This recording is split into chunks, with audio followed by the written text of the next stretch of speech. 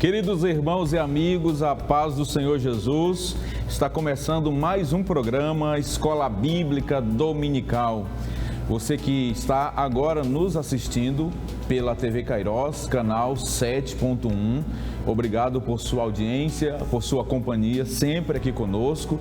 Nós também estamos no YouTube, pelo canal da TV Kairos, nas redes sociais, onde você pode compartilhar o link desta programação, alcançando outras pessoas com a mensagem da Palavra de Deus. Hoje iremos estudar a lição de número 2, a deturpação da doutrina bíblica do pecado. Nós iniciamos um novo trimestre, estamos, portanto, na segunda e abençoada lição. Vamos para o texto áureo, a verdade prática e a leitura bíblica em classe da lição que passaremos a estudar agora.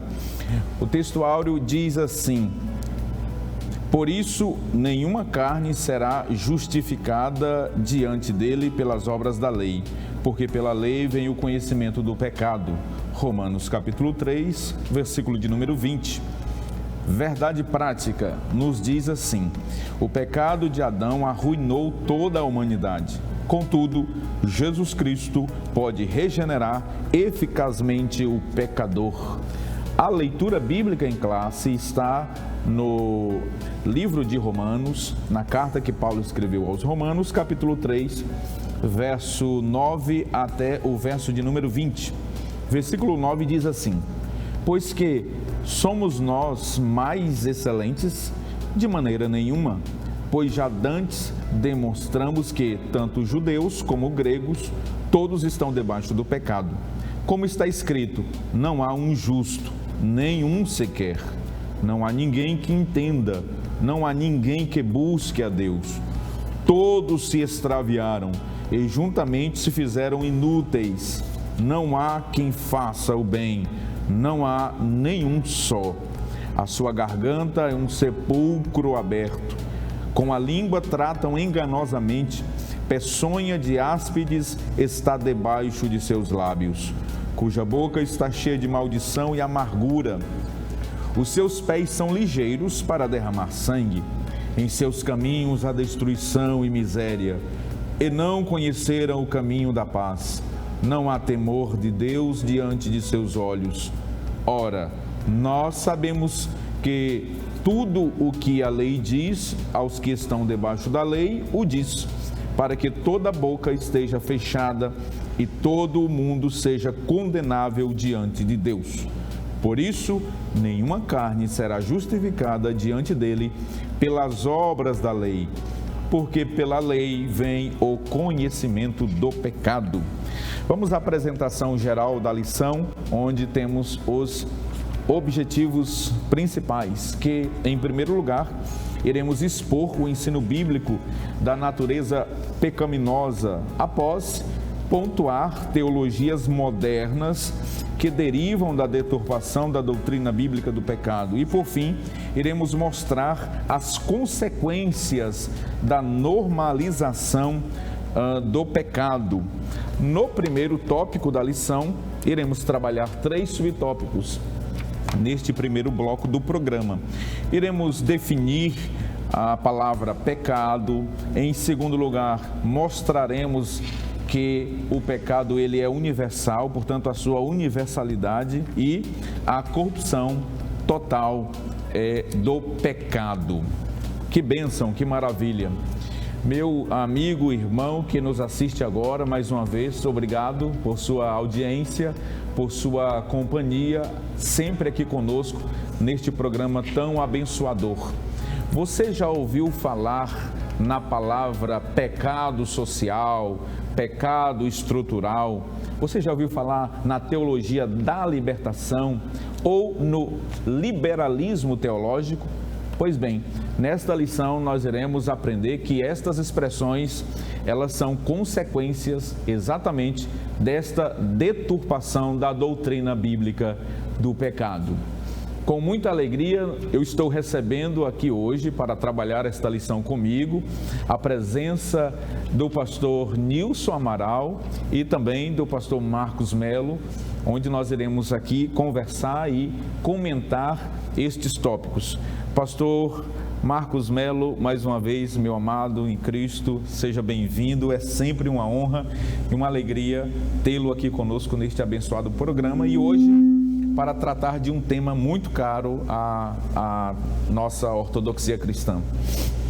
Obrigado, pastor Epaminondas, um abraço e a paz do Senhor a todos os nossos queridos telespectadores do programa Escola Bíblica Dominical. Um prazer estar aqui e poder compartilhar, aprendermos juntos, conversar sobre um tema que é essencial para a vida humana, eu diria, não só para a vida cristã. Pastor Nilson Amaral, meu amado, a paz do Senhor Jesus, é sempre uma alegria tê-lo aqui novamente neste programa e hoje para a gente tratar desta temática fundamental da fé cristã. Eu agradeço a Deus, agradeço a vocês, pastor Epaminondas, pastor Marcos, muito obrigado. Deus abençoe todos os nossos telespectadores e este ensino tão maravilhoso. Muito bem. Pastor Nilson, então vamos iniciar falando sobre a definição de pecado, né? A palavra pecado no Antigo Testamento, existem várias expressões no idioma original que apontam para erro, para pecado, para transgressão, para iniquidade. Mas a mais comum, a mais conhecida é a expressão ratar, que no Novo Testamento tem uma expressão amártia, que ali elas são equivalentes, né, na sua semântica, no seu significado, indicando errar o alvo. E essa palavra amártia no Novo Testamento, ela aparece mais de 300 vezes, indicando assim como a doutrina é fundamental, né, nas Escrituras Sagradas. E aí, pastor Nilson, nós vamos, a partir do conceito da definição de pecado, entender que, pela semântica da palavra, né, não significa apenas errar o alvo, mas que o homem deliberadamente quer errar esse alvo e ele acerta, na verdade, o alvo errado. Não seria nem só errar o alvo, né? Ele não geralmente, quando tem a ideia de errar o alvo, é errar o centro dele. O homem, na verdade, erra o alvo todo, ele não acerta nenhuma parte dele. E segundo a definição que vimos, a definição de amartia, e conforme vemos no relato bíblico, a ideia é que o homem, de forma rebelde, ele mira o alvo errado. Ele deliberadamente se rebela contra Deus e mira o alvo errado. A natureza pecaminosa que nós adquirimos, ela vem em razão da queda de Adão e Eva. 5 capítulos podem resumir a Bíblia. Criação, fomos criados perfeitos, embora limitados. Caímos em Adão, nosso representante maior, somos redimidos pela obra de Cristo, restaurados a uma nova realidade espiritual pela obra do Espírito Santo e no final seremos glorificados.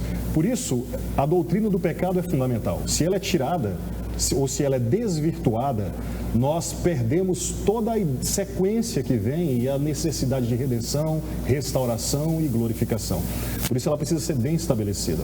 Se nós olharmos aqui a sequência que o autor muito bem colocou na revista, você tem a definição, o ensino da natureza pecaminosa, em seguida teologias modernas e normalização do pecado. Por quê? Porque essa é a sequência de Satanás. Deus estabeleceu uma definição daquilo que Adão e Eva deveriam fazer. Satanás deturpou a palavra de Deus e isso desemboca em normalização de condutas pecaminosas. Isso foi a queda de Adão. A queda de Adão transmitiu para toda a humanidade essa natureza pecaminosa. Nós não somos pecadores porque praticamos pecados.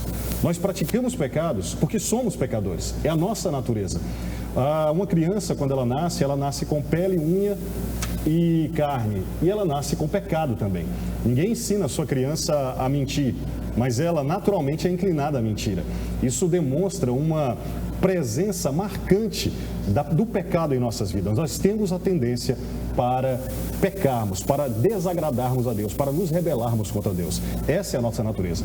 Isso só pode ser invertido, isso só pode ser mudado pelo novo nascimento, que é a regeneração através da pregação do Evangelho e o poder do Espírito Santo nos fazendo o homem pecador nascer do alto, nascer do Espírito, nascer novamente de Deus. Assim nós podemos, pastor Marcos, concluir que o pecado, definindo aqui, trocando em miúdos, é uma rebelião voluntária, consciente, deliberada contra Deus, e todo o pecado, não é, pastor Nilson, pastor Marcos? é um pecado contra Deus, primeiramente. Tem um texto, o pastor Marcos diz, 2 Pedro, capítulo 2, versículo 13 e 14, que o autor fez menção aí na lição, que demonstra exatamente essa inclinação moral que o homem tem para o pecado. Sem dúvida. Eu sempre digo que nós precisamos sempre voltar ao início para compreender a atual posição em que o ser humano está. E voltar ao Gênesis. Veja que Deus estabeleceu uma lei lá no jardim. E a lei era de que ele poderia comer de qualquer fruto, exceto da árvore do conhecimento do bem e do mal. Então havia uma lei, havia uma regra, uma norma. E ele descumpre essa norma, ele descumpre essa lei. E a consequência também foi dita, que no dia que ele comesse, ele certamente ele morreria. Então o pecado, ele é essa grave transgressão à lei de Deus. Existe um escritor de saudosa memória, que tem um livro muito bom, A Doutrina do Pecado, Severino Pedro. Ele vai dizer no seu livro que pecado é qualquer transgressão contra a vontade revelada de Deus. E aí nós lemos no texto aqui, na leitura bíblica, que a lei ela vem revelar, ela vem mostrar. Diz aqui, nenhuma carne será justificada diante dele pelas obras, porque pela lei vem o conhecimento do pecado. Então, o pecado é essa transgressão, como diz o pastor Nilson, essa rebelião contra algo que o homem sabe que ofende a santidade de Deus, que é contrário à vontade de Deus. E todo ser humano, pastor Epaminondas, pastor Nilson, queridos telespectadores, todo ser humano ele tem essa consciência de que praticou algo errado. Embora ele crie teorias para tentar justificar, todavia o ser humano, a sua consciência, ele cobra. Severino Pedro, e aqui não dá para a gente dissecar, mas ele vai dizer que existem provas do pecado. Ele fala de uma prova metafísica, moral e também psicológica. Então, o ser humano ele tem dentro de si, dado pelo próprio Deus, essa consciência de que ele está vivendo contra a vontade de Deus. E que todas as esferas do homem foram, por consequência, atingidas. Nesse sentido, a gente pode dizer que a vontade do homem, ela foi atingida pelo pecado, a sua mente, né, as suas ações, principalmente o seu espírito, ou seja, o espírito, alma e corpo do homem foram... Corrupção total, né? A corrupção total, exatamente. É aquilo que a doutrina fala em depravação total. A depravação total. Em Romanos, no capítulo 5, pastor Epaminondas, se o senhor me permite, sim, vai falar um pouco sobre isso. Romanos 5, versículo 12 diz: portanto, assim como por um só homem entrou o pecado no mundo, e pelo pecado veio a morte, assim também a morte passou a toda a humanidade. Eu gosto dessa tradução da NAA, a Nova Almeida atualizada. Passou a toda a humanidade porque todos pecaram. Olha só. Então esse pecado é um pecado que ele não ficou apenas restrito a Adão, a Eva, mas ele passa a toda a humanidade, que nós chamamos de pecado, a natureza pecaminosa do ser humano. Como diz o pastor Nilson, o homem, ele peca em razão dessa natureza, porque ele é pecador naturalmente. Ele precisa ser regenerado, ele precisa nascer de novo. Cabe fazer um destaque sobre essa questão da corrupção total, da depravação total. Não significa que o homem completamente foi deturpado. Ele ainda continua com a capacidade de fazer coisas boas. A imagem de Deus ainda persiste no homem, embora quebrada, desvirtuada, manchada pelo pecado. Jesus, a certa altura do Evangelho de Mateus e Lucas, se referindo aos pais, ele diz assim: vós pais, vocês pais, sabem dar boas coisas aos vossos filhos, porém ainda são maus. Ele está se referindo a essa natureza pecaminosa, que não anula o fato de fazermos coisas boas. O problema é que mesmo quando fazemos coisas boas, podemos fazê-las egoisticamente. Eu posso ajudar meu filho, eu posso amar meu filho, esperando que ele me ame em troca. Eu posso fazer uma coisa boa por algum interesse. O próprio Jesus, se referindo ao amor pelos parentes, ele diz que até os criminosos fazem isso. Até um criminoso ama seu próprio filho. É porque o amor de Deus, a qual ele se refere, é de uma dimensão muito mais exigente. E é justamente esse amor que nós vamos ver aqui ao longo dessa lição, que as teologias modernas tentam deturpar, diminuindo e reduzindo ele. E aí nós já podemos comentar um pouco sobre a universalidade desse pecado, né? Abordando o tema a partir do verso 11 do capítulo de Romanos, capítulo 3, quando Paulo diz: não há ninguém que busque a Deus. O verso 12 ele diz: todos se extraviaram. O verso de número 23, que é muito conhecido, né? Porque todos pecaram, todos, indistintamente. É pecaram. democrático, né? Exatamente. A universalidade do pecado. Nessa linha de pensamento, eu quero ler aqui uma passagem, um trecho do livro As Obras de Armínio, na página 439, sobre a abrangência do pecado. Ele diz o seguinte, ó: a abrangência desse pecado, porém, não é peculiar aos nossos primeiros pais, Adão e Eva, mas é comum a toda a raça humana e a toda a sua posteridade, que, na época em que esse pecado foi cometido, estava sob seus lombos e que desde então tem descendido dele pelo modo natural de propagação, segundo a bênção primitiva.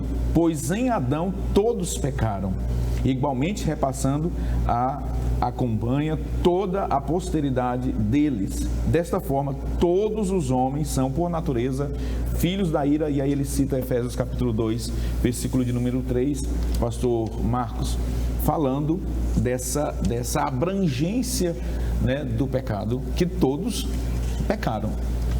Verdade, isso é muito importante, porque essas teologias modernas que tentam desvirtuar o pecado ou deturpar a doutrina do pecado, elas não se firmam diante de uma análise acurada da palavra de Deus, porque de Gênesis a Apocalipse você vê a doutrina do pecado. Eu diria que a questão do pecado, ela é o tema central, o pecado e a redenção. O homem peca no jardim, e até a vinda de Cristo, que morre na cruz do Calvário pelos nossos pecados, ele aguarda essa redenção. Em Cristo nós temos essa redenção. É muito importante nós dizemos que é incomparável, eu diria que não tem nenhum tipo de consonância alguém se dizer cristão e defender uma teologia que nega o pecado original. A gente vai falar sobre isso um pouco mais adiante, mas essas teologias, elas afrontam diretamente a palavra de Deus.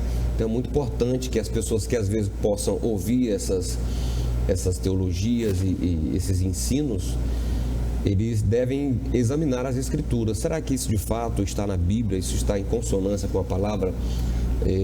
E é isso que o apóstolo Paulo vai falar. Quando ele fala em Efésios, no capítulo 2, ele vai dizer: e ele vos deu vida, estando vós mortos em vossos delitos e pecados. E pecado não é uma questão social, já até adiantando um pouquinho, é uma questão do coração, uma questão do interior do homem. É inerente à natureza. É inerente. O pecado social é uma consequência, um sintoma da fonte que é o pecado do coração. Perfeitamente. A Bíblia vai dizer que nós somos criados para as boas obras, mas todavia nós, pelo pecado, não praticamos essas boas obras.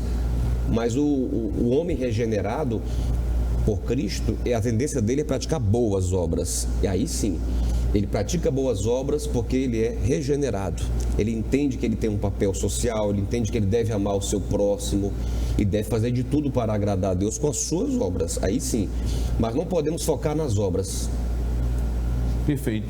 E aí, pastor Nilson, nós já podemos falar sobre essa corrupção total, que também é chamada de corrupção raiz, né? E a nossa declaração de fé, a declaração de fé das Assembleias de Deus no Brasil, na página 133, esposa essa ideia de corrupção total.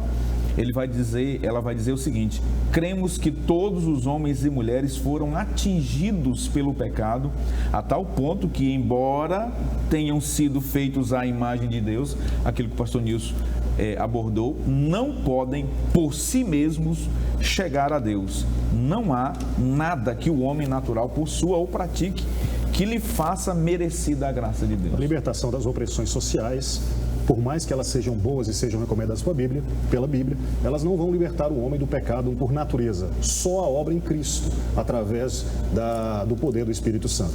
Essa questão da depravação total, ela envolve tanto em termos de profundidade como de abrangência. Profundidade porque atingiu o mais profundo do nosso coração, aquilo que chamamos de efeitos noéticos do pecado, nooses, a mente.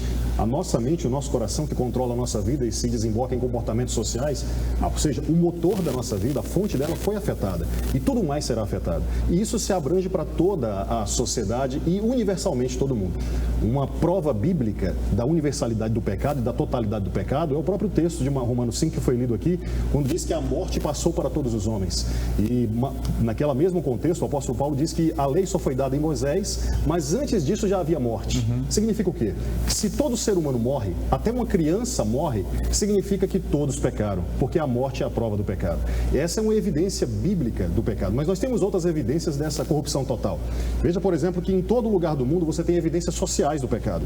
Você tem o mal no mundo, você tem crimes em todo o mundo, você tem sistemas éticos em todo o mundo para barrar os crimes, você tem leis e sistemas judiciais, juízes e leis para controlar a corrupção no mundo, você tem narrativas de redenção em todo mundo trabalha histórias de heróis e purificação da sociedade, você tem religiões em todo o mundo, mostrando que há um senso de divindade e também, por consequência, um senso de pecaminosidade que precisa ser purificado, você tem valores universais como bondade e justiça que são contrários à maldade e injustiça, você tem evidências psicológicas, tendência ao egoísmo, capacidade para a agressão, propensão à mentira, inveja e ressentimento, desejo por poder e controle, atitudes aditivas, que são essas onde as pessoas buscam nos vícios uma forma de preencher o vazio de suas vidas. Aliás, o vazio é uma evidência em todo ser humano na face da terra. O vazio por causa da ausência de Deus. Uma evidência clara de que o pecado é total e universal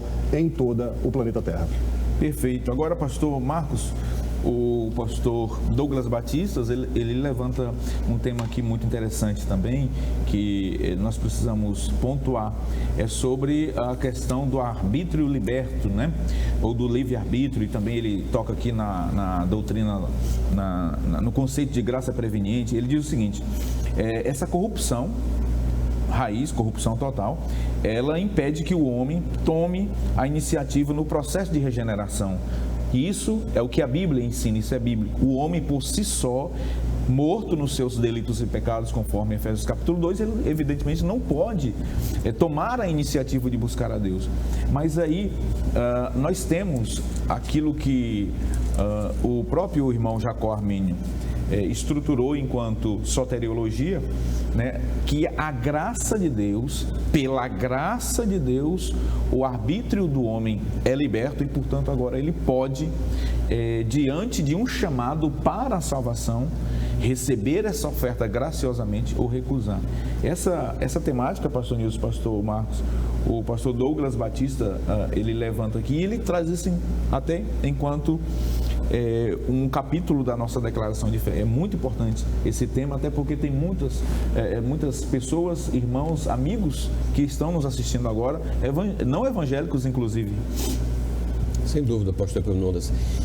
No Evangelho de João, capítulo 16, aqui precisamente no versículo 7 e 8, ele diz assim: mas eu lhes digo a verdade, melhor para vocês que eu vá, porque se eu não for, o Consolador não virá para vocês, mas se eu for, eu o enviarei a vocês. Quando ele vier, convencerá o mundo do pecado, da justiça e do juízo. Do pecado, porque eles não creram em mim. Da justiça, porque eu vou para o Pai e vocês não me verão. Do juízo, porque o príncipe deste mundo já está julgado. Então essa é a ação de Deus. Até para o homem alcançar essa regeneração, essa salvação, ele precisa da ação. Então o próprio Deus é que toma a iniciativa. Aquela parábola, né, pastor Nilson, do filho pródigo, representa muito isso, né? Então nós precisamos entender que Deus, ele toma a iniciativa. Ele é aquele que, a parábola da ovelha, centésima ovelha que se perdeu. Ovelha, né? Ele é aquele Deus que vai em busca da sua criação. O Espírito Santo é que nos convence. Toda pessoa que é tocada por Deus, ela recebe do Espírito essa direção para se arrepender dos seus pecados. Aí ele precisa querer isso. É a resposta do homem. A Armínio vai falar sobre isso, né? Então, a Bíblia vai dizer que até para nós alcançarmos isso, nós dependemos da ação de Deus. Então Deus toma essa iniciativa, envia o seu Filho para morrer numa cruz, para que a gente alcance essa salvação. Estávamos todos perdidos. Algo que a gente pode contribuir aqui é que Deus também se revelou, tanto de forma geral na natureza, como especial na palavra de Deus. E essa revelação geral deixam todos indesculpáveis, é o que o apóstolo Paulo diz em Romanos 1. Ou seja, por mais que estejamos em pecados, a visão da natureza, a visão do mundo ao nosso redor e essa própria visão interna do pecado em nós mostra que há algo errado, que precisa ser corrigido. E a maneira de ser corrigido isso é através da revelação das Escrituras em Cristo. Ao que o pastor Douglas Batista está falando sobre essa questão da regeneração do livre-arbítrio, é o que na teologia arminiana vai chamar de graça preveniente, aquilo que vai abrir a mente das pessoas para terem a visão da salvação em Cristo, porém, podendo rejeitá-la. Ou seja, não há uma seleção de Deus no início de todos os tempos de quem será salvo ou não. Ele abrange essa salvação para todos. E aqui é importante dizer que, embora o pecado seja radical e total, o amor de Deus também é total. Da mesma forma que diz que todos pecaram, ele diz assim, amou o mundo de tal maneira, né, que o amor de Deus foi aberto a todos os seres humanos. Mas existem aqueles que rejeitam, existem aqueles que aceitam essa oferta de amor. Nós vamos para o nosso primeiro intervalo. Aqui, em linhas gerais, nós podemos dizer que o pecado ele teve abrangência universal, ele é um pecado radical, mas conforme nossos comentaristas já pontuaram, o amor de Deus ele alcança a todos. E você, professor de escola bíblica dominical, se você quiser anotar o conceito de graça preveniente, é a ação divina que antecede a conversão, habilitando, portanto, o pecador a aceitar a oferta, a proposta graciosa, né, de graça de Deus, ou recusá-la. Que Deus em Cristo abençoe você, não saia daí. Nós iremos falar daqui a pouquinho, no próximo bloco, sobre essas deturpações da doutrina bíblica do pecado, como a teologia da libertação, pecado social e liberalismo teológico. É rapidinho, não saia daí.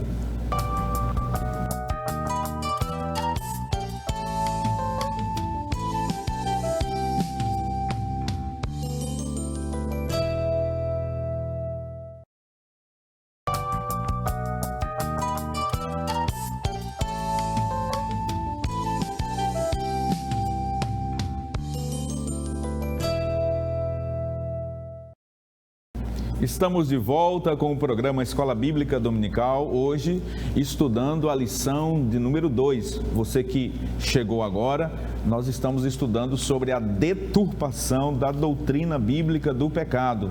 No primeiro bloco, nós aprendemos a definição de pecado, conhecemos sobre a universalidade do pecado e também sobre a depravação total do pecado, apontando que a graça de Deus ela pode alcançar todos os pecadores, inclusive o maior de todos os pecadores, aquele que assim se achar.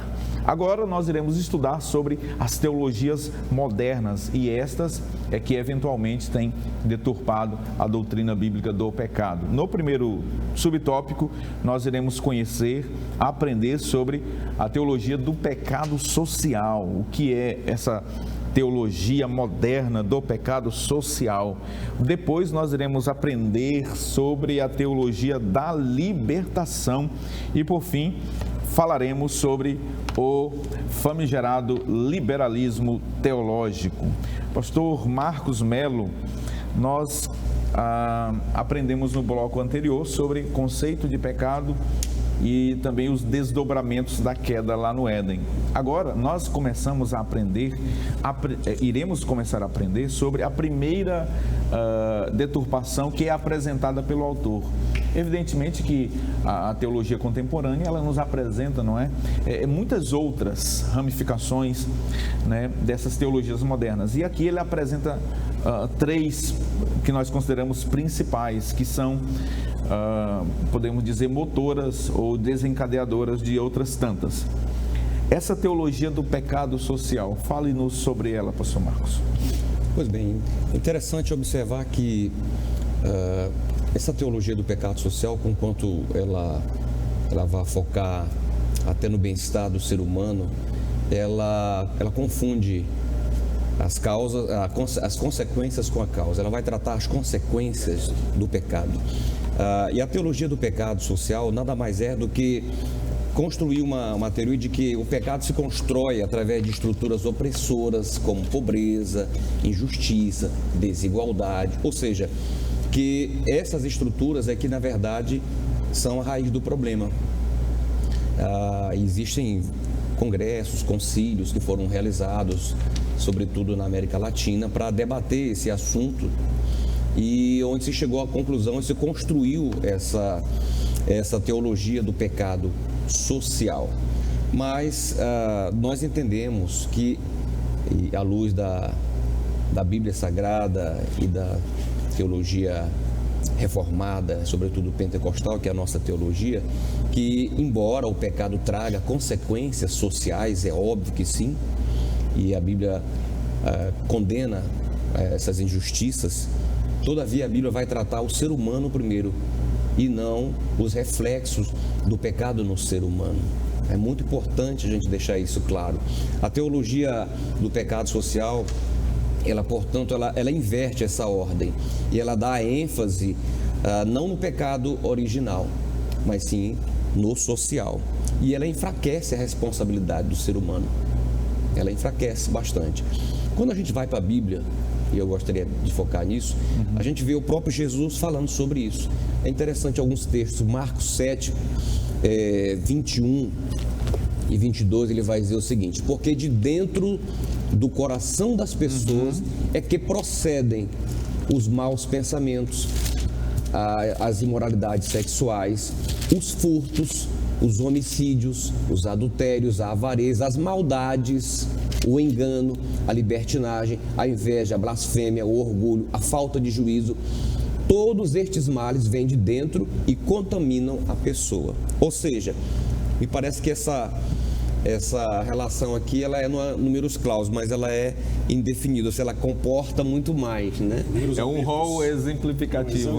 Exemplificativo, como diz o direito, né? Então, o Senhor está dizendo que é do coração do homem que provém. Então, eu diria que essa teologia do pecado social, ela se equivoca porque ela vai tratar exatamente as consequências e não as causas. Ela não vai em busca do coração. A teologia do pecado social, ela vai dizer que a questão não está apenas no plano espiritual do ser humano, mas ela está sobretudo nas questões sociais. Eles focam nisso, com várias medidas de cunho social, projetos, inclusive na área política, na área governamental. Mas a gente percebe que ao longo dos anos, né, dos séculos, isso não resolveu, embora se tentasse. Fica claro que essa visão, essa teologia, ela é completamente contrária à Escritura Sagrada, uma vez que se não houvesse os pecados do coração, por consequência não haveria o que eles chamam de pecado social. É o que o senhor está muito bem pontuando aqui.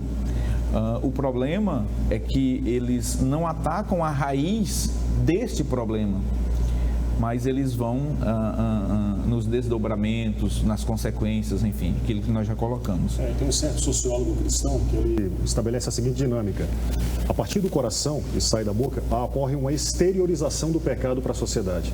Essa exteriorização se objetiviza, ela se torna um pecado social, e depois volta e se interioriza no homem, tornando-o mais corrupto ainda, baseado nesse ciclo de o pecado que sai do homem, se transforma num fato social, depois volta e corrompe o próprio homem. E assim, de pecados em pecados, a sociedade foi se estabelecendo sobre essa estrutura. Então, pastor Marcos, todos os males procedem do coração do homem, inclusive os males sociais. E aqui, de modo algum, nós não estamos enfraquecendo, né? Nós não estamos aqui de modo algum dizendo que o social não faz parte da igreja, que a igreja não deve trabalhar o social. Não é nada disso. O que nós não podemos é inverter aqui as prioridades. A prioridade da igreja na terra não é transformar socialmente as pessoas. A prioridade do evangelho é transformá-las no seu interior, ir buscar na raiz do problema, que é exatamente o pecado original. Inclusive, pastor Nilson, pastor Epaminondas, Jesus fala sobre isso. Jesus, ele diz no capítulo 5 lá de Mateus, ele diz assim: brilhe a vossa luz diante dos homens, para que vejam as vossas boas obras e glorifiquem o vosso Pai que está no céu.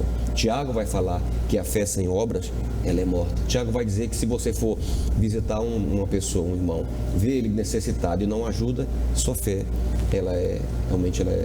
você está negando a sua fé. Então, o cristão, ele ajuda o próximo, ele se comporta bem nos seus negócios, ele age melhor na sociedade porque ele foi liberto, porque ele foi regenerado. Ele diz, vós sois a luz do mundo, o sal da terra. Obviamente que essa transformação pessoal, individual, ela se espraia, ela se estende para todo o ambiente social onde você vive.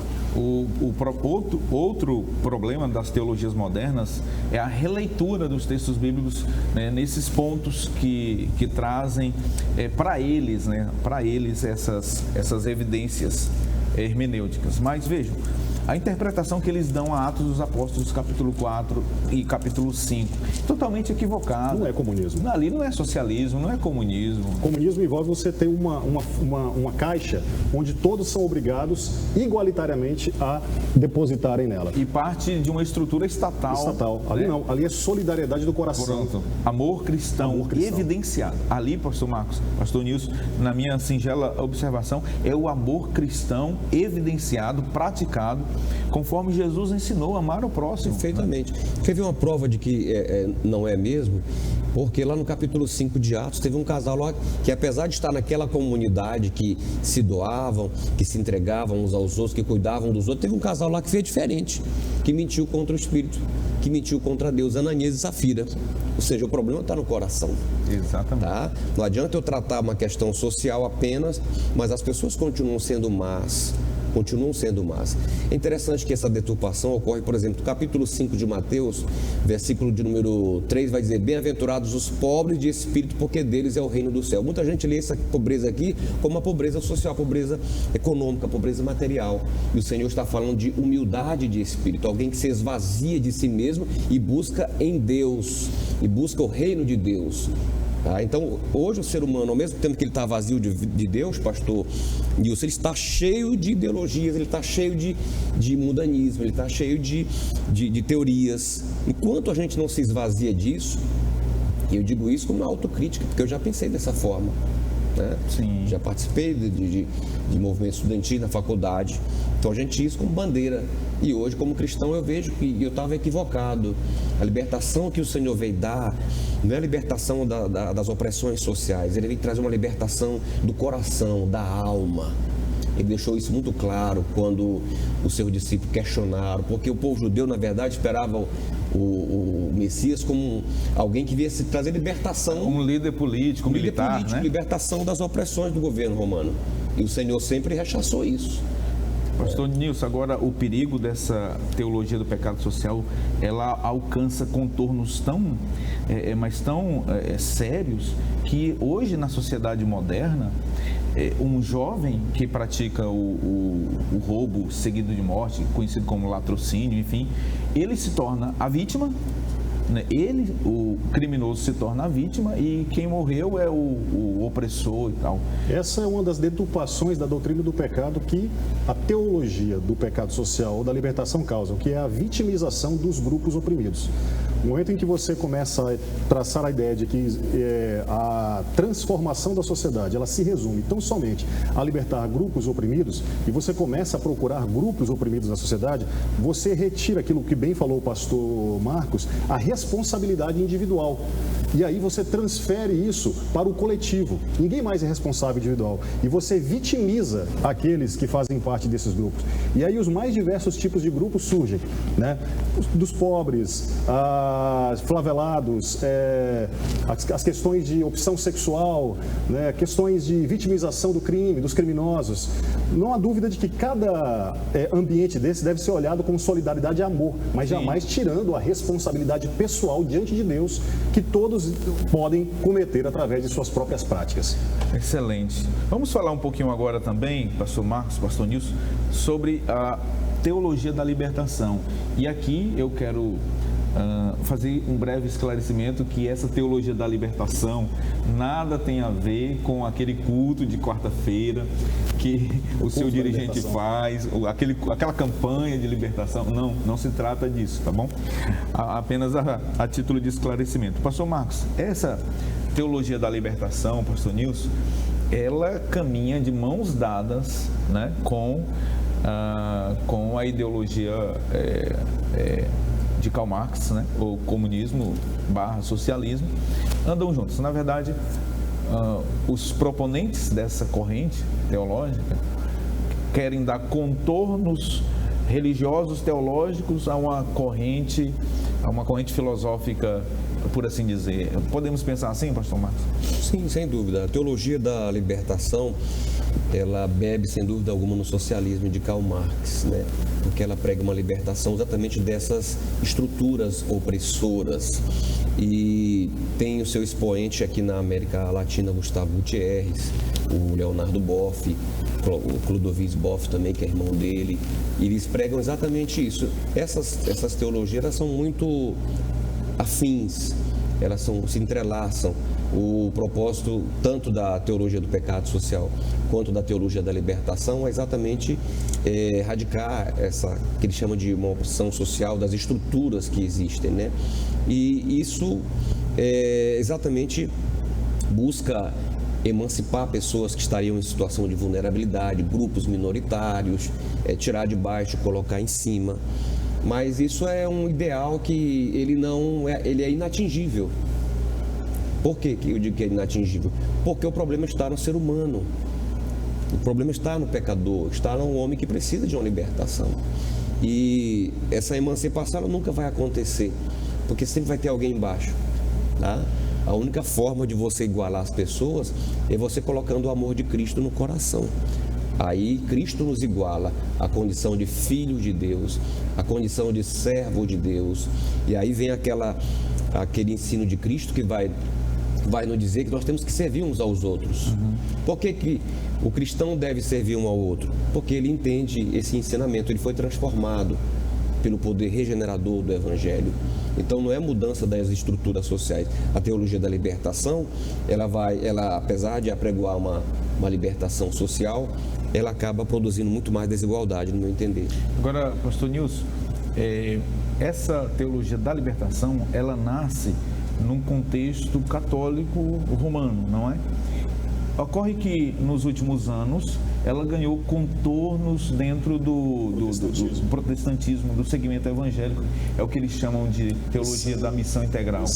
Primeiro, esclarecer ao telespectador que a gente está falando aqui de teologia da missão integral, teologia do pecado social, teologia da libertação, liberalismo teológico. E talvez você possa falar, não vou fazer teologia, não. O problema é que a palavra teologia foi cunhada por Platão, depois foi utilizada na igreja, na era cristã. Ela pode a teologia, ela pode ter qualquer tipo de ideia para fundamentá-la. O que nós estamos ensinando como correto é a teologia bíblica, aquela teologia que decorre das escrituras, da revelação de Deus. E esse foi o grande problema dessas teologias. Elas passaram a interpretar a Bíblia a partir de seus contextos sociais. O contexto social de opressão, de pobreza, é ele que dá o viés, a ideia, ele que dita a interpretação das Escrituras. E não a revelação das Escrituras que dita a forma de olhar para esses contextos. A teologia da libertação, que é a ideia de libertação dos oprimidos, libertação dos pobres, muito comum na América Latina, muito forte na América Latina. Ela tem, sim, início em contextos católicos, depois ela passa a invadir a igreja protestante, como no caso da missão integral, que ela tem a mesma linguagem social, as mesmas ideias sociais, muito semelhantes à que é a proposta do comunismo e do marxismo e do socialismo, que agora é conhecido também como boas vertentes do progressismo.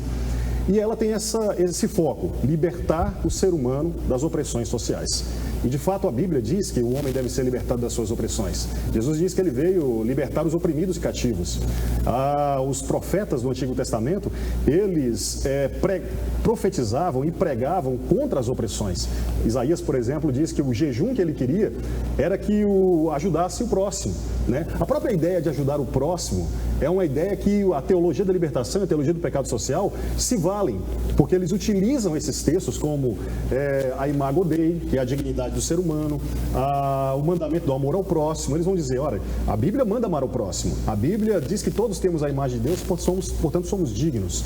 O problema é que aí nós temos meias verdades, é aquilo que o pastor Epaminondas disse sobre tirar as prioridades. De fato, nós sim precisamos amar ao próximo e tirá-lo de suas opressões sociais. Sim, nós vemos dignidade em todas as pessoas, inclusive naquelas que tenham práticas contrárias àquela que Deus estabelece na sua palavra. Eles são amados. A questão é que o fato de serem amados não significa que se deva dizer a eles que a conduta e a prática estão erradas de acordo com as Sagradas Escrituras. E isto é uma deturpação que essas teologias do pecado social e da teologia da libertação fazem. Elas modificam o conceito de amor de Deus, diminuindo a ideia de santidade, justamente para que possam adaptar a mensagem aos seus próprios contextos.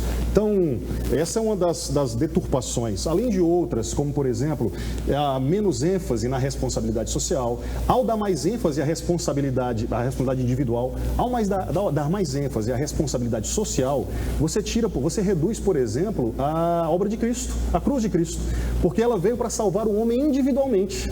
Então, se a teologia, a Bíblia, se resume à libertação social dos oprimidos, não há mais necessidade de crer na cruz de Cristo para salvação individual. É uma questão de ativismo político. Você transforma o Evangelho e deixa de evangelizar e transforma o Evangelho e a Igreja num instrumento de política para estas ideologias junto ao Estado. O Salvador, nesses casos, não é Jesus, não é Deus. O Salvador é a política, é o ativismo da Igreja. Essas são as propostas sociais. Você tira a agenda da Bíblia para se adequar a uma agenda social de uma determinada ideologia.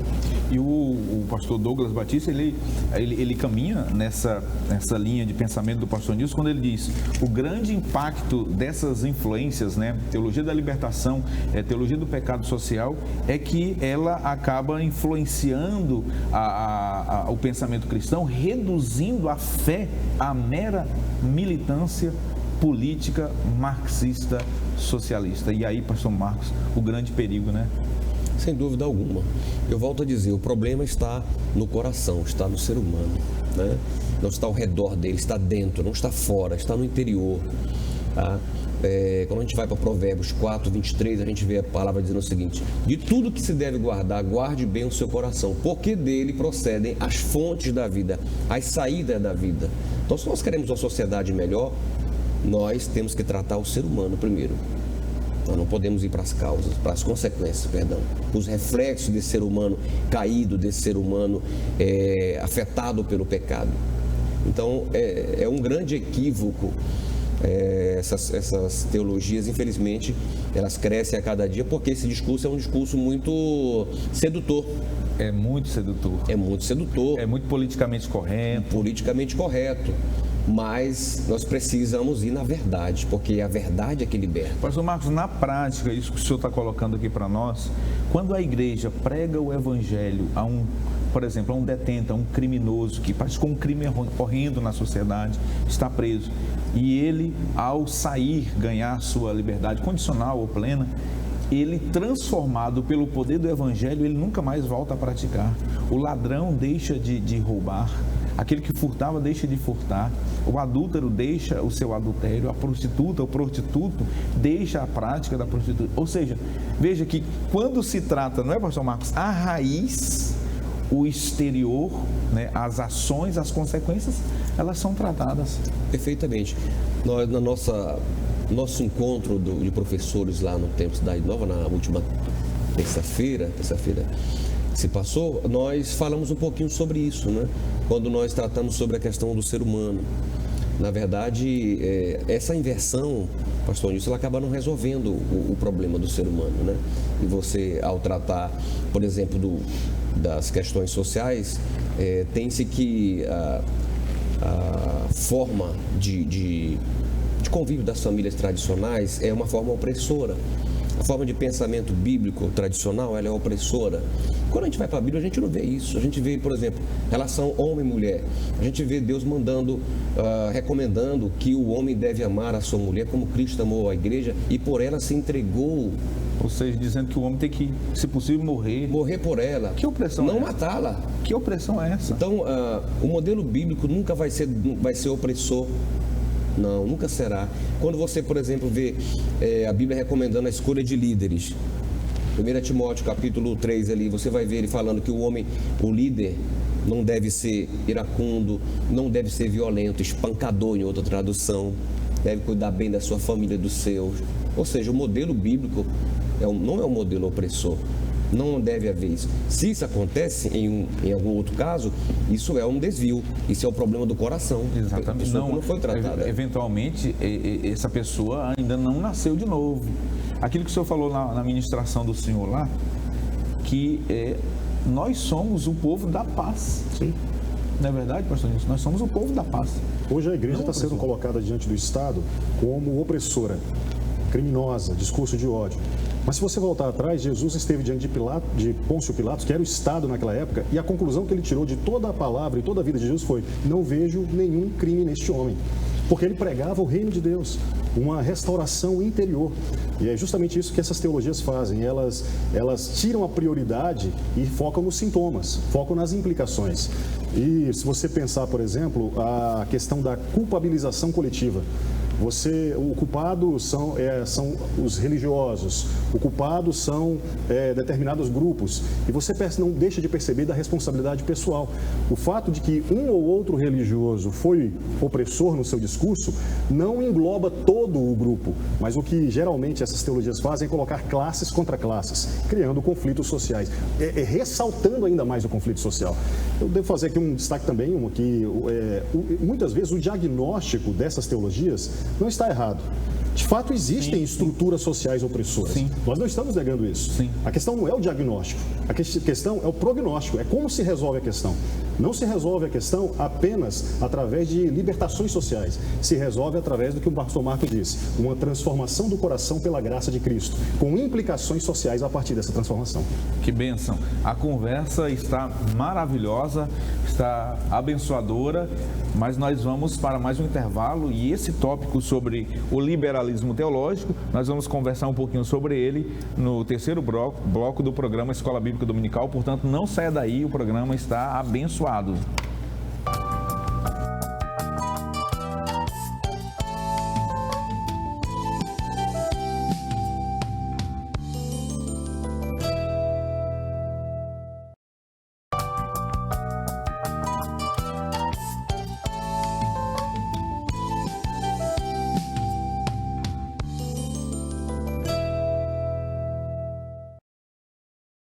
De volta com o terceiro e último bloco do programa Escola Bíblica Dominical. Aproveitando a deixa do pastor Marcos Melo, sobre o evento que a Escola Bíblica realizou na última terça-feira, nós queremos aqui agradecer a todos os professores de Escola Bíblica Dominical, coordenadoras e coordenadores que estiveram presentes ali naquele evento. Você está vendo aí algumas imagens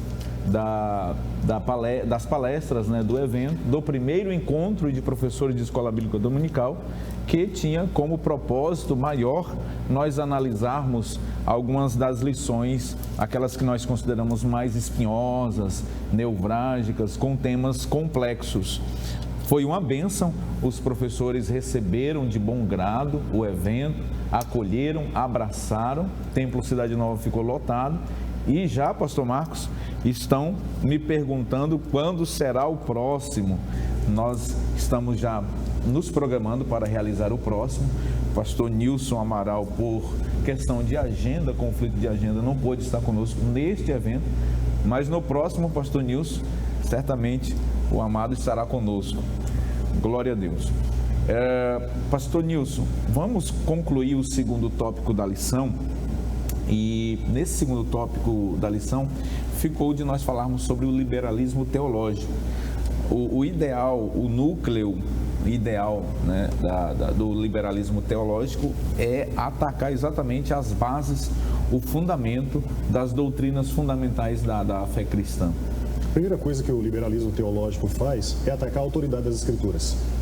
Se você ataca a autoridade das Escrituras, você ataca a revelação de Deus. Se você relativiza as Escrituras, você relativiza a revelação de Deus. E com isso você começa a ter meias verdades ou ênfases erradas no que é a verdade da palavra do Senhor. O liberalismo teológico, me parece que ele, na verdade, faz eclodir todas essas outras teologias. É a partir dele que você tem uma abertura dentro dos seminários para que diversos tipos de teologias, como teologia do pecado social, teologia da libertação, possam fazer morada nos locais de ensino da palavra do Senhor. No que consiste o liberalismo teológico? Ele consiste numa tentativa de tornar a Bíblia e a teologia bíblica relevante de tal forma à sociedade em detrimento da sua fidelidade. É no sentido de agradar a sociedade, é no sentido de fazer com que a sociedade aceite, não pelo poder do Espírito Santo, a palavra de Deus, mas pela argumentação humana. Isso nós vemos, por exemplo, em alguns expoentes do liberalismo teológico. Schleiermacher, a partir dele, por exemplo, onde o sentimento do homem passou a ser considerado, e a partir dele as teologias sistemáticas que iniciavam com a teologia de Deus, ou seja, um teocentrismo, passaram a iniciar-se com a teologia do homem, um antropocentrismo. Dando margem, dando vazão a filosofias que estavam muito arraigadas e muito fortes na época ali do século XVII, século XVIII, como, por exemplo, filosofias do relativismo, antropocentrismo, fazendo com que o homem seja a medida de todas as coisas. Se você passa a interpretar teologicamente a Bíblia e a sociedade a partir do homem, você vai chegar em lugares errados nas suas conclusões. O silogismo correto é a partir de Deus e da sua revelação. Um outro expoente da teologia do liberalismo teológico seria, por exemplo, Rudolf Bultmann, que, tentando fazer com que a Bíblia se tornasse agradável à sociedade, criou a teoria da desmitologização, que é o quê? Tudo que a Bíblia falava de milagres, de algo místico, era retirado ou reinterpretado, para que ficasse reduzida apenas a questões éticas e de sabedoria. Nisso você afeta frontalmente doutrinas fundamentais, como, por exemplo, a da ressurreição. Para Rudolf Bultmann, Jesus não ressuscitou em corpo, realmente. Foi uma ressuscitação, uma ressurreição existencial. Paulo, Pedro e os primeiros cristãos viram a ressurreição na sua alma, entenderam na sua alma. Não foi realmente de carne e osso, mas a Bíblia diz que ele ressuscitou mesmo. O túmulo estava vazio. Então você vê essas tentativas de tirar o sobrenatural para que fiquem apenas conceitos éticos morais. Ora, a Bíblia trata de conceitos éticos morais, mas esses conceitos éticos morais sempre estão fundamentados no sobrenatural, porque Deus é Espírito. Os nossos valores morais, eles são absolutos justamente porque eles não nascem do contexto sociais, eles nascem do eterno, do sobrenatural, da glória, é de lá que vem. Talvez por isso que Chesterton, famoso apologeta cristão, ele dizia que todas as vezes que você tem na história da humanidade uma lei moral, ela está sempre próxima a um altar, ela está sempre próxima a um templo. Por quê? Porque as leis sempre foram vistas como dadas por Deus, e Deus deu a sua lei. Ela não pode ser reinterpretada para se acomodar os conflitos sociais. É por isso que o liberalismo teológico, ele relativiza as escrituras, ele redefine o pecado, tornando ele mais ameno. Se ele faz isso, o que ele afeta? Ele afeta frontalmente a cruz de Cristo, porque, afinal de contas, por que Jesus haveria de morrer uma morte tão cruel e receber a punição do inferno sobre ele, se o pecado se reduzisse simplesmente ao politicamente correto e à libertação de algumas opressões sociais? É porque o pecado é muito mais fundo, é algo muito mais grave. Com isso, o liberalismo teológico também, ele ameniza a santidade de Deus, ou seja, ele ameniza as exigências de Deus para uma vida santa, permitindo que se abra espaço aí para condutas moralmente questionáveis, porque se a santidade é reduzida, porque o pecado tem que ser reduzido, você abre espaço para diversos tipos de condutas como imoralidades e dessacralização da vida que nós veremos a partir de agora. Então, assim, pastor Nilson, o liberalismo teológico foi então, pastor Marcos, o grande embrião, né? Foi a gênese de todas essas deturpações teológicas. Esses teóricos modernos beberam todos nesses filósofos e teólogos também, propagadores do liberalismo teológico. Eu queria só um adendo, nós temos tempo ainda nesse bloco, só para mostrar que o liberalismo teológico, ele se encontra nas igrejas hoje. Por exemplo, um exemplo de liberalismo teológico é que ele é bem progressista. E o progressismo e o liberalismo teológico, eles nunca apresentam uma mentira, eles apresentam meias verdades. Por exemplo, uma meia-verdade que nós encontramos no liberalismo teológico hoje, dar mais ênfase ao potencial humano do que à sua natureza pecaminosa. Então você fala que o homem, ele é capaz, o homem é bom, você vai realizar todas as coisas. E de fato, o homem tem potenciais, mas esses potenciais nunca podem obscurecer ou ofuscar o fato de que o homem é pecaminoso e precisa se arrepender. Um outro exemplo é dar mais ênfase a Cristo como apenas um mero exemplo, um modelo, do que Cristo como Deus. E você faz de Cristo apenas um modelo a ser seguido. Você humaniza, e aí é a palavra humanização da fé, a humanização da igreja. E esquece que Jesus é mais para ser adorado como Deus do que somente imitado. Embora devemos imitá-lo, não poderemos imitá-lo nele em todas as coisas. Não poderemos imitar o que ele fez na cruz. Embora devemos imitar todas as suas condutas éticas, como solidariedade, amor. Mas chega um ponto que Jesus é único e nós devemos nos ajoelhar diante dele e adorá-lo como Deus Todo-Poderoso. É justamente isso que o liberalismo teológico e o progressismo atual tentam ofuscar na igreja hoje em dia. Foi exatamente isso que Pedro fez diante daquilo que ele não podia fazer, né? Ele disse: Senhor, faça de mim, isso aí eu não consigo fazer. E adora. Glória a Jesus. Vamos para o terceiro tópico da nossa lição, apresentando aí na sua tela os slides que contêm os subtópicos que passamos a tratar agora. Nós vamos falar a partir de então sobre a normalização do pecado, e essa normalização do pecado vem se acentuando. No primeiro subtópico, crise ética e moral, eu vou conversar com o pastor Marcos sobre essa crise ética e moral. No segundo subtópico, a imoralidade sexual, e no terceiro subtópico, a dessacralização da vida.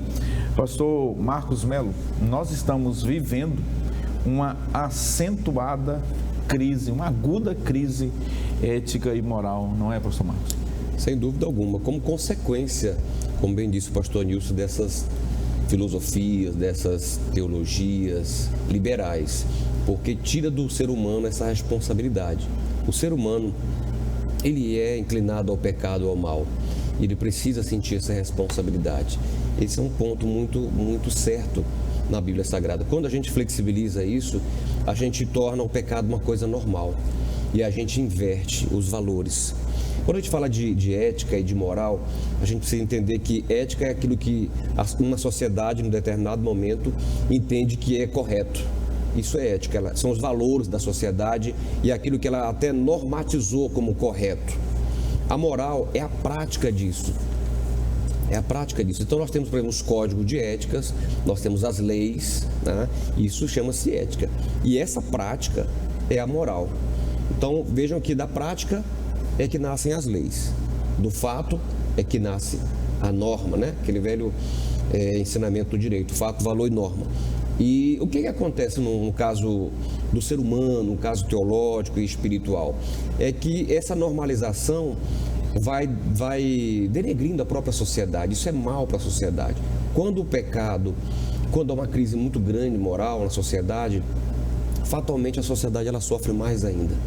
Tá? Em vários momentos na história do cristianismo, na história bíblica, o pecado atingiu níveis elevados e Deus precisou agir com juízo. Uma consequência do pecado é o juízo de Deus. Esse é um tema da Bíblia, mas hoje diz-se que não há necessidade de se preocupar com isso, porque há os defensores de que não existe inferno. O liberalismo teológico faz isso. Diz, não há inferno, o inferno é aqui, são as opressões, né? Mas a Bíblia vai nos asseverar que existe um inferno, existe uma consequência final para o homem pecador. Então, para resumir, eu diria que nós precisamos ter cuidado com o que está acontecendo hoje, porque hoje está acontecendo aquilo que Isaías recebeu do Senhor, lá no capítulo 5 do livro que leva o seu nome, no versículo 20 ele diz: ai dos que ao mal chamam bem e ao bem chamam mal, que fazem das trevas luz e da luz fazem trevas, que mudam o amargo em doce e o doce mudam em amargo. E tem um texto, pastor Marcos, só para corroborar, e depois o senhor pode retomar o raciocínio, onde Paulo diz em Romanos capítulo 2 que transformam a verdade de Deus em mentira. Em mentira, perfeitamente. O papel do espírito da Babilônia na atualidade é exatamente esse que o senhor contextualizou aí. Esse texto de Isaías é maravilhoso para esse momento. Nesse contexto de Paulo, ele fala também que os homens, inculcando-se por sábios, ou seja, dizendo-se sábios, tornaram-se loucos. O que está acontecendo hoje, pastor Epaminondas, pastor Nilson, queridos telespectadores, é uma loucura isso diante de Deus, diante da palavra. Uma loucura total. Aqui no capítulo 1, versículo 18, ele diz: a ira de Deus se revela do céu contra toda a impiedade e injustiça dos seres humanos, que por meio da sua injustiça suprime a verdade. Pois, aí ele vai falar sobre os atributos de Deus, a criação, e ele vai dizer mais na frente, no versículo de número 21, porque tendo conhecimento de Deus, não glorificaram como Deus, nem lhe deram graças. Pelo contrário, se tornaram nulos em seus próprios raciocínios, e o coração insensato deles se obscureceu. Dizendo que eram sábios, se tornaram tolos, ou seja, loucos, e trocaram a glória do Deus incorruptível por imagens semelhantes ao ser humano, corruptível, às aves, quadrúpedes.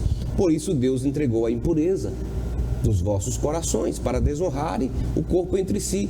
Porque eles trocaram a verdade de Deus pela mentira, como o senhor falou agora, adorando e servindo a criatura em lugar do Criador, qual é bendito para sempre. Ou seja, é colocar a criação, colocar o homem, embora, no caso da nossa normativa constitucional brasileira e até mundial, a dignidade da pessoa humana está ali, nós precisamos cuidar do ser humano, mas ele não é a medida de todas as coisas. Ele não é o centro, Deus é o centro. Deus é o centro. Nós precisamos resgatar esse ensino teológico, bíblico, puro, em nossas igrejas. Falar sobre isso, sem ofensa, não se está aqui ofendendo ninguém. Sim. Não precisa ninguém descer as vias de fato, atingir a fé de ninguém. Nós só precisamos falar a verdade, o que nós estamos fazendo aqui, porque é a verdade que liberta. Jesus diz: conhecereis a verdade, e a verdade vos libertará. E um dos grandes problemas hoje, pastor Marcos, pastor Nilson, é que a própria verdade, o falar a verdade, causa no outro que pensa diferente, né? Essa agressão subjetiva a ele.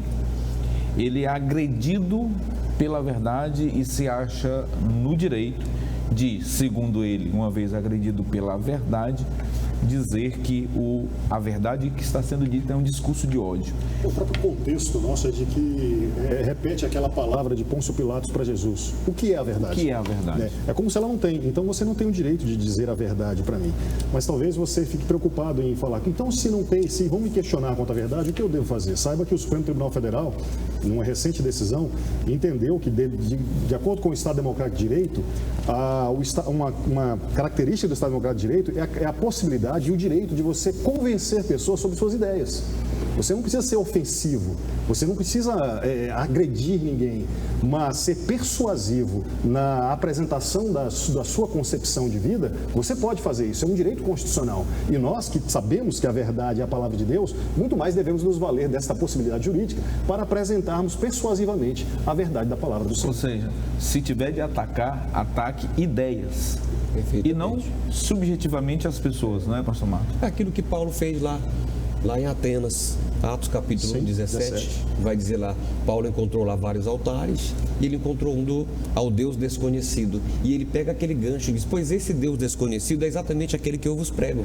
E ele começa a falar do Deus verdadeiro. Agora, pastor Marcos, pastor Nilson, os teóricos tais como Karl Marx, como Leonardo Boff, que citamos aqui, Anthony Gramsci e tantos outros, né, da modernidade agora progressista, tem como eixo central a expressão desconstruir, né?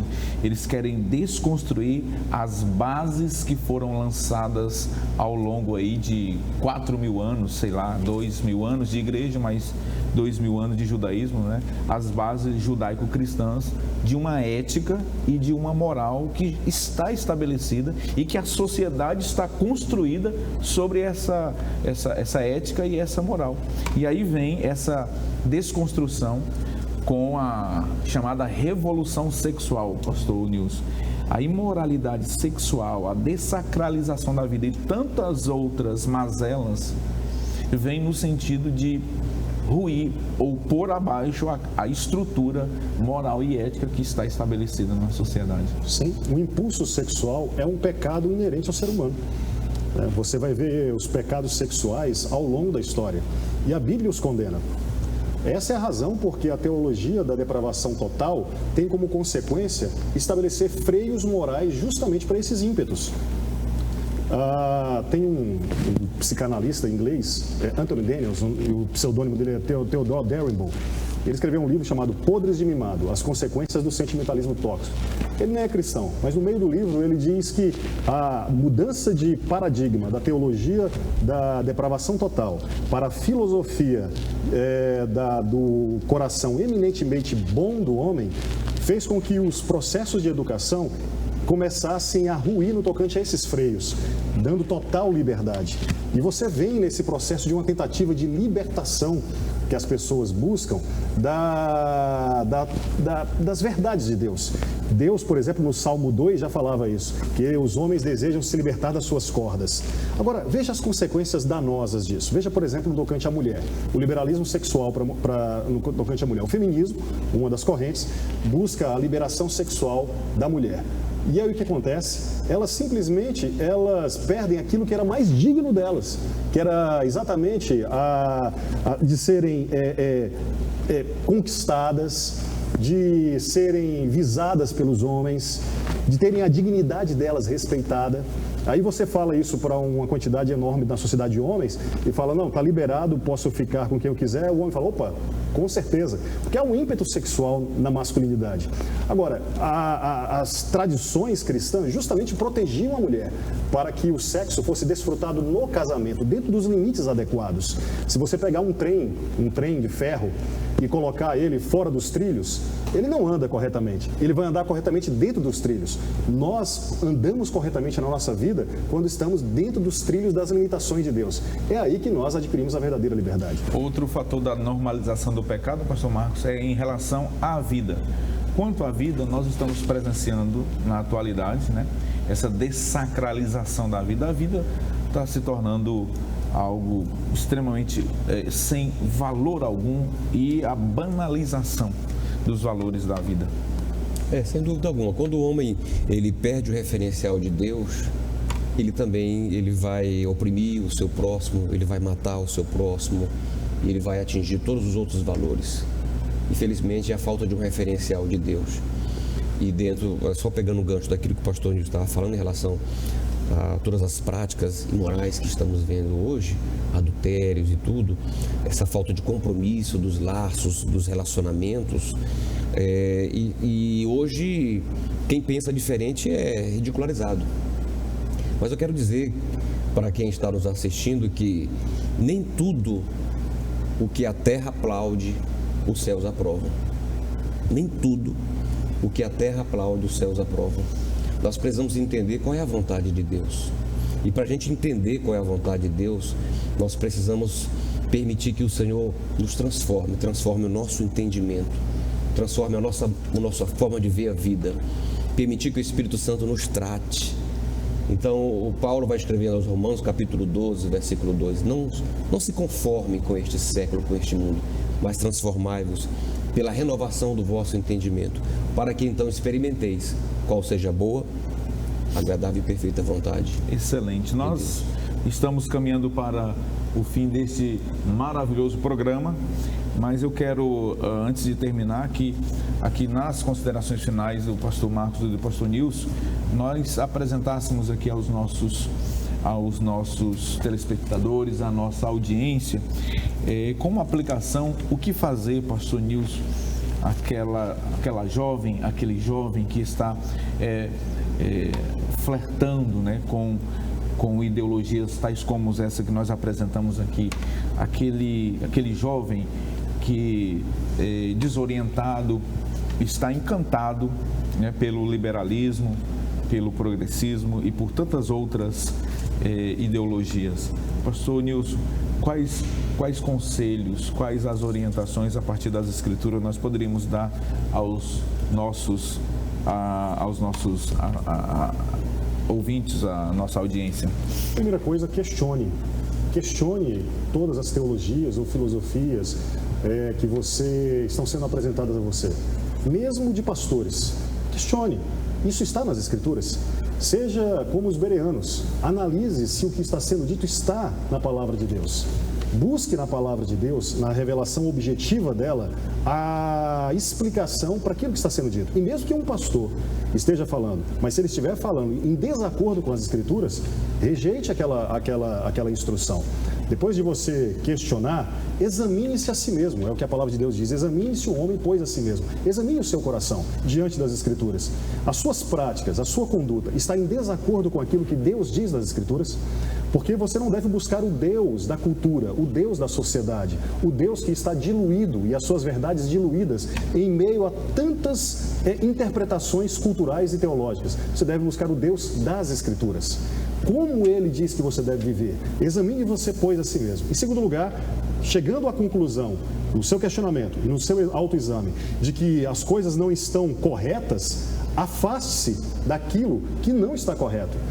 Desabitue-se disso. Hoje em dia, vários instrumentos como redes sociais, TV, e aqui eu não estou demonizando esses instrumentos, mas todos eles, à medida que profusamente disseminam essas ideologias, eles dessensibilizam a mente humana para as verdades. Muita pornografia, muita teologia liberal, muitos filmes que abordam filosofias contrárias às Escrituras. À medida que você é bombardeado por isso, a sua mente se dessensibiliza e você passa a achar natural a erotização de crianças, você passa a achar natural guerras e maldades através de filmes, você torna normal condutas pecaminosas que a Bíblia diz que são contrárias à vontade de Deus. E a vontade de Deus, como disse bem o pastor Marcos, é para o seu bem, é para abençoar você. Maravilha. Pastor Marcos, nós temos uma audiência muito grande de professores, né? Os nossos professores e professoras de Escola Bíblica Dominical. Dentro das suas considerações finais, quais orientações o senhor poderia dar aos nossos professores, né, durante a semana para essa aula maravilhosa? Bom, sem dúvida, acho que o professor ele precisa ser bíblico. Ele precisa demonstrar que o que ele está falando não vem do coração dele, não vem de um livro qualquer, mas vem da Bíblia. Esse é um ponto fundamental. Segundo, ele deve, a partir da Bíblia, ensinar com amor. O aluno, o jovem que está em dúvida na faculdade, no colégio, sendo bombardeado com essas ideologias, ele precisa ver no professor que ele está num esforço por amor, né? Pela vida dele, pela salvação dele, pelo bem-estar daquele jovem, daquele aluno. Esse é um ponto fundamental. E para o jovem, como o senhor falou, para as pessoas que estão nesse turbilhão de ideologias e sendo bombardeados com tudo isso, eu também remeto à palavra. Eu daria uma regra muito clara. Tudo que você ouvir, que você ler, que você assistir, passe pelo filtro da palavra, da verdade. Se nós fizermos isso, porque a vida é muito de acordo com os meus óculos, isso, com aquilo que com os meus filtros. A gente lê e lê os filósofos da pós-modernidade, mas como nós temos a palavra no coração, a gente faz um filtro. Eu sei onde ele está errado e onde ele não está pela palavra, porque a palavra é essa lâmpada que ilumina o nosso caminho e na vida prática, na faculdade, no colégio, relacionamento familiar. Que diz a Escritura? É um texto, né? Me parece que é Romanos 10. Tem um versículo lá, mas que diz a Escritura? Então nós precisamos fazer essa pergunta: que diz a palavra? Meu professor falou isso, eu li que o filósofo falou isso, o livro tal fala isso, a corrente tal fala isso, mas que diz a Escritura de Deus, do Deus que eu creio, um Deus transcendente, um Deus poderoso, mas que está perto de mim, que está em mim? O que ele diz? Eu acho que ficar com a verdade de Deus, com a palavra do Senhor. Que maravilha! Assim nós chegamos ao final desta lição maravilhosa, lição extraordinária, onde aprendemos sobre essa deturpação da doutrina bíblica do pecado e queremos convidar você para o próximo programa. Iremos também estudar um assunto extremamente necessário, relevante para a Igreja do Senhor na atualidade. Nós, não se esqueça, estamos aprendendo sobre a Igreja de Cristo e o Império do Mal, como viver neste mundo dominado pelo espírito da Babilônia. Deus abençoe você, Deus abençoe a sua casa. Não se esqueça, você deve ir à escola bíblica dominical e participar desta lição presencialmente com o seu professor, com a sua professora, porque em comunhão nós estaremos no domingo juntos, aprendendo a palavra de Deus, você aí na sua congregação, e certamente iremos crescer juntos em graça e em conhecimento. Peço ao pastor Nilson Amaral que, por gentileza, nos despeça em oração. Vamos orar. Senhor, Deus nosso Pai, obrigado, Deus, por esta oportunidade. Que cada lição, cada palavra seja usada como instrumento seu para edificar a tua igreja e evangelizar aqueles que ainda não creem em ti. Senhor, perdoa-nos os tropeços nas palavras. Não há homem que não a tropece. Mas, Senhor, usa cada verdade colocada aqui para o benefício do teu reino. Abençoa os nossos amigos que estão ouvindo, os familiares, em nome de Jesus. Amém.